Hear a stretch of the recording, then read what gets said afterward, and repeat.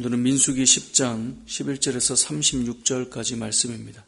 오늘 본문 말씀은 드디어 이스라엘 백성이 행진하는 내용이 나옵니다. 시내산 아래에 머물렀던 이스라엘 백성들이 이제 13절에 보니까 모세에게 명령하신, 하나님께서 모세에게 명령하신 것을 따라 이제 행진하기를 시작한다라고 되어 있습니다. 자, 그래서 행진을 하는데 선두로 누가 나갑니까? 14절에 보니까 선두로 유다 자손의 진영이 나갑니다. 우리가 이 이스라엘 백성들의 진영을 생각해 볼 필요가 있는데요. 이스라엘 백성 진영은 동쪽, 서쪽, 남쪽, 북쪽 이렇게 해서 방향마다 동쪽의 세 지파, 서쪽의 세 지파, 남쪽의 세 지파, 북쪽의 세 지파. 그렇게 해서 동서남북으로 세 지파씩 있는데 제일 먼저 동쪽에 있는 세 지파, 이 동진이 먼저 출발을 하는 겁니다. 자, 그래서 14절에 보니까 유다, 15절에 이사갈, 그리고 스불론 이렇게 출발을 한 겁니다. 자, 그 다음에 누가 갑니까? 17절에 보니까 성막을 걷고 게르손 자손과 므라리 자손, 레위인들이죠. 게르손 자손과 므라리 자손이 출발을 합니다. 게르손과 므라리 자손들이 맡았던 성막에 운반하는 이 도구가 무엇이었는가를 이제 앞에 설명해 줬는데, 이들이 옮기는 것은 크게 생각하면 성막의 널판, 그리고 기둥, 받침, 그리고 덮는 덮개, 휘장 이런 것들이에요.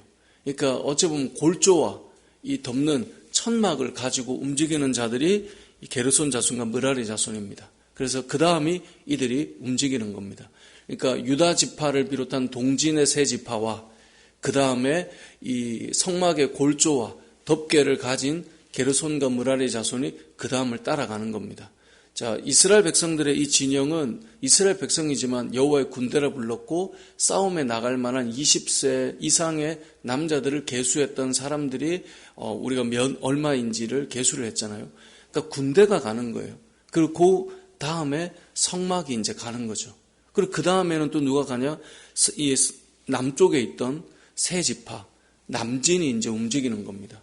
그러니까 군대와 군대 사이에 이 성막을 움직이는 레위인들이 움직였던 거고, 그래서 그 남진에 있던 지파가 누구인가? 18절에 보면 루벤과 시므온과 갓이 그 다음 출발하는 거예요. 그러면 그 다음엔 또 누가 가겠어요? 레위인이 가겠죠.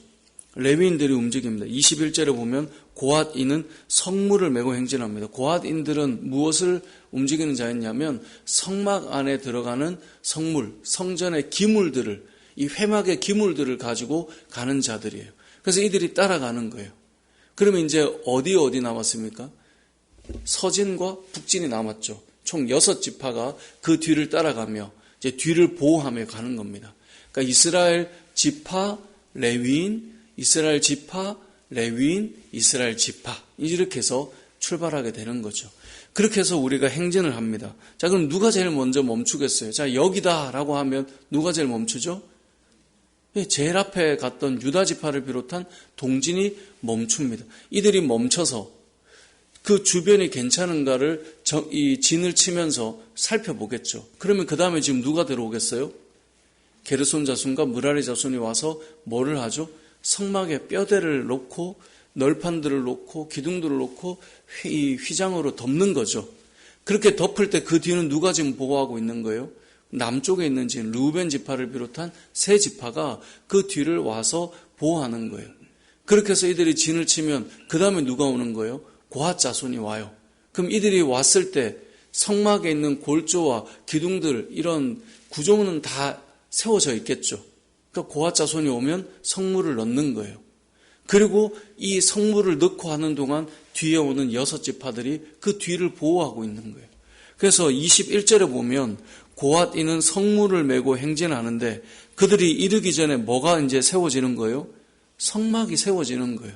그러니까 잘 보면 이들이 출발을 해서 앞에서 먼저 이 동진에 있는 세 지파가 보호하고, 그리고 성막의 골조와 뼈대와 이 천장, 덮개를 또 휘장을 내려서 다 만들어 놓고, 그 뒤를 또 이스라엘의 남진에 있는 세 지파가 보호를 하고, 그 다음에 또 이 고앗인들이, 고앗 자손이 등장해서 성물을 다 집어넣고, 그 다음에 그 뒤에 있는 지파들이 보호하면서 따라 들어오는 그런 지금 구조로 되어 있는 것입니다.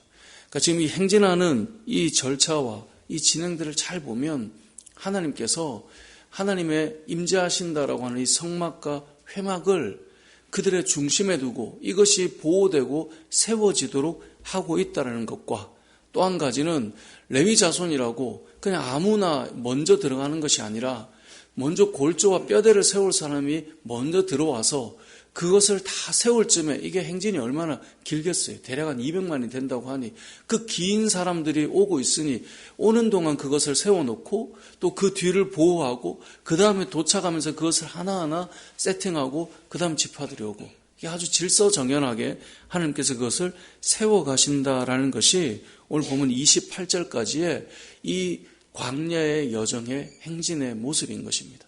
그러니까 우리는 어느 지파가 왔나 보다, 어느 지파가 왔나 보다 이렇게 생각할 수 있지만 실제로 그들이 느끼기에는 너무나 질서 있고 너무나 분명하고 순서가 맞고 그렇게 해서 보호가 되고 안전하고 또 그 다음이 오고 이렇게 하나님께서 순서를 맞춰 놓으셨다는 거예요. 이것을 통해 알 수 있는 것은 두 가지입니다. 첫 번째는 이스라엘 백성들의 진영 가운데 성막과 회막이 있도록 하셔서 하나님이 임재하시는 곳이 보호되도록 하셨다라는 겁니다. 이건 신앙생활을 하는 우리들도 마찬가지입니다. 우리는 눈에 보이는 성막을 메고 다니는 사람은 아니지만 우리의 인생 가운데 하나님의 임재를 경험하고 하나님께서 우리 안에 역사하시는 그런 영적인 그런 자리들이 보호될 수 있도록 우리의 믿음의 여정 속에 그것이 우리의 중심에 있고 그것이 우리의 가운데 있고 그것이 보호될 수 있도록 살아가는 것이 가나안을 향해 나아가는 이스라엘 백성처럼 천국을 향해 나아가는 우리들이 가져야 되는 믿음의 여정의 모습이다라는 것입니다. 결국 신앙생활을 하는 사람들은 하나님께서 임재하시고 역사하신다라고 하는 예배와 또 하나님 앞에 설 수 있는 그 자리들을 보호하고 살아가는 것, 그게 성도의 삶이에요. 그래서 우리가 왜 주일을 잘 지키기 위해서 다른 시간들을 보호합니까? 우리라고 바쁜 것이 믿는 자라고 주말에 안 바쁘거나 믿는 자라고 해서 주말에 일을 만들려면 만들지 않을 그런 것이 있겠습니까? 그럼에도 불구하고 신앙생활을 하면서 첫걸음을 하는 가장 큰 훈련이 무엇입니까? 주일 성수잖아요. 이 시간을 우리가 우리의 인생의 가운데 두고 가장 중요한 시간으로 두고 그 다음들을 만들어 가잖아요. 신앙에 성숙하면 주일 성수만이 중심이 아니죠. 공예배나 우리가 모여야 되는 모임의 자리나 그러한 시간들이 우리의 믿음의 여정의 중심으로 둔단 말이에요. 다른 것들이 아니라 이것을 중심에 두는 이유는 이것이 우리의 삶을 질서 있게 만들고 이것이 우리의 삶의 가운데에서 우리를 이끌어가기 때문에 그런 것입니다. 이스라엘 백성들의 믿음의 여정의 이 순서와 질서들을 보면서 우리 역시 무엇이 우리의 가운데 있어야 되고 무엇이 보호가 되어야 되고 하나님께서 그렇게 하실 때 우리를 어떻게 질서정연한 그런 행진으로 만들어 가시는가, 그것이 오늘 본문이 우리에게 주는 첫 번째 메시지인 것입니다. 오늘 본문에서 두 번째 단락은 29절부터인데요.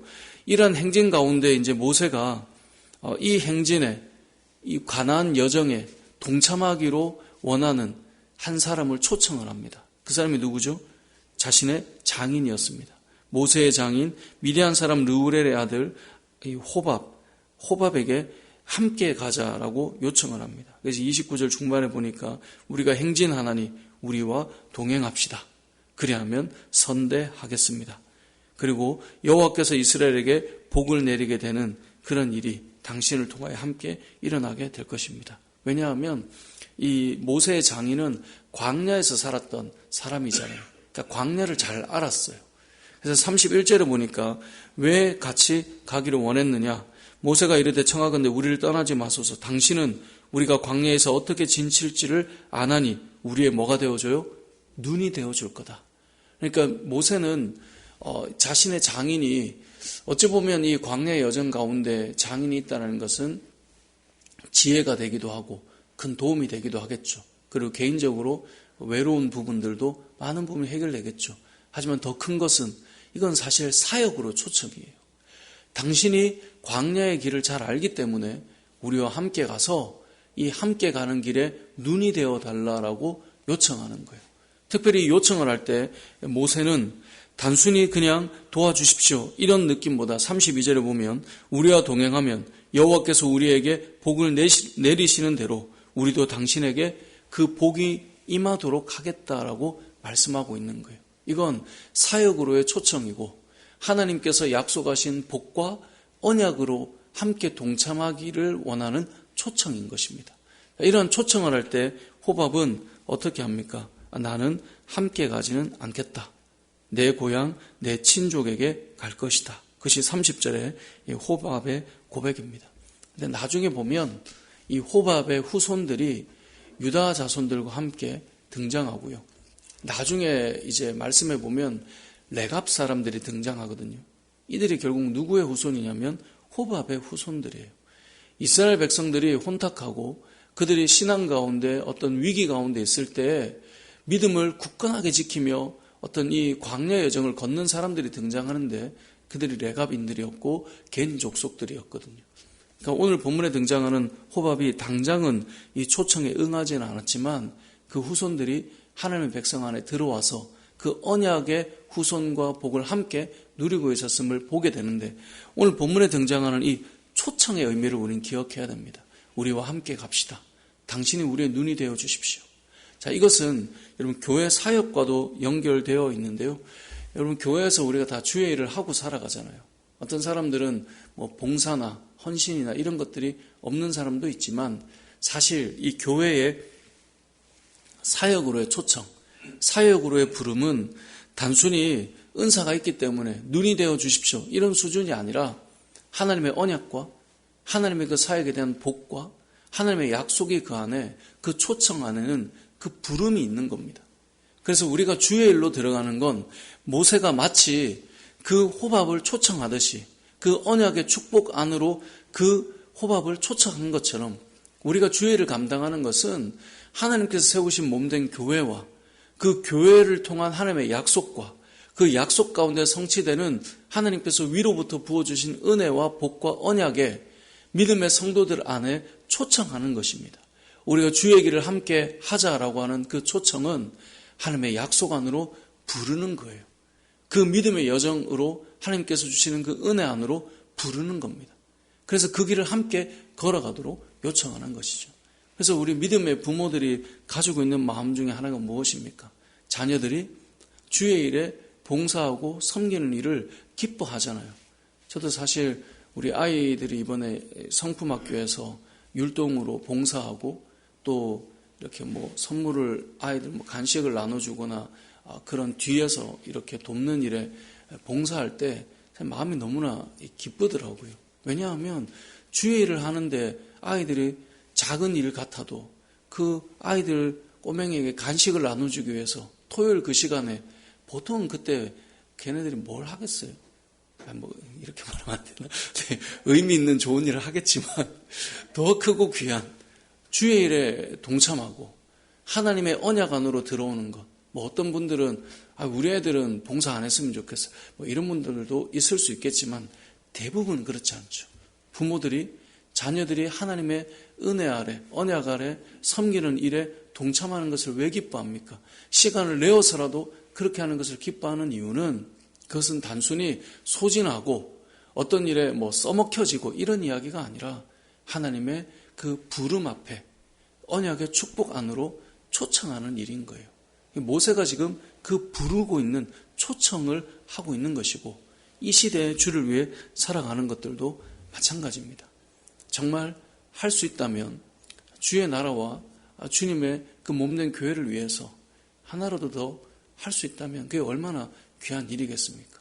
이번에 성경 읽기 그 사역을 위해서 또 같이 모인 지체들이 이렇게 하겠다라고 해서 이제 그걸 나눠서 같이 얘기도 하고 그리고 그 준비들도 해주고 하는데 들어보니 그것을 위해서 늦은 시간까지 정말 많이 애쓰고 수고하면서 하는 일들 사실 그렇게 해서 주를 위해 살아가는 그 인생 저는 단언코 그들은 다 하나님의 은혜와 복을 받을 거라고 확신합니다. 또 그걸 위해서 목회자인 사람이 뭘 하겠습니까? 늘 기도하는 것이고 그렇게 함께 걸어가는 것 아니겠습니까? 그런 부름 앞에 우리가 그 언약 안으로 나아가는 것 그게 되게 귀한 일이라는 겁니다. 말씀을 정리해 보겠습니다. 오늘 본문은 두 가지를 우리에게 알려줍니다. 첫 번째는 행진하는 그 모습을 보니까 하나님께서 어떻게 하고 있습니까? 순서들을 너무나 질서정연하게 해나가고 있는 가운데 하나님의 임재와 하나님의 역사를 경험할 그 성막이 이들의 행진 가운데도 가운데 중심에 보호되고 있다는 것. 우리의 믿음의 여정 속에 우리가 은혜 받는 자리를 보호하면서 세상을 살아가야 된다는 것. 아무리 분주해도 아무리 바빠도 우리가 무엇을 중심에 놓고 살아가야 되는가. 그리고 두 번째는 하나님께서 우리에게 요구하신 믿음의 여정, 그 은혜의 자리 안으로 초청하고 부르는 그 일, 그 부름 앞에 이 호밥을 부른 것처럼 우리도 부름을 받아 살아가는 자들입니다. 저는 이것이 단순히 교회만으로의 부름이라고 보지는 않습니다. 여러분의 가정과 또 일터와 교회와 이 모든 것이 균형이겠지만 특별히 그 영적인 은혜가 흐르는 교회로의 부름도 있다는 것. 그 언약 안으로 우리가 부름을 받아서 죄를 감당하며 나아갈 때 오늘 이 말씀처럼 우리와 동행하면 여호와께서 우리에게 복을 내리시는 그 복이 당신에게도 흘러가게 될 것이다 라고 하는 이 언약과 약속의 복이 우리 모든 성도들에게 흘러가는 은혜가 있으시길 주님의 이름으로 축복합니다.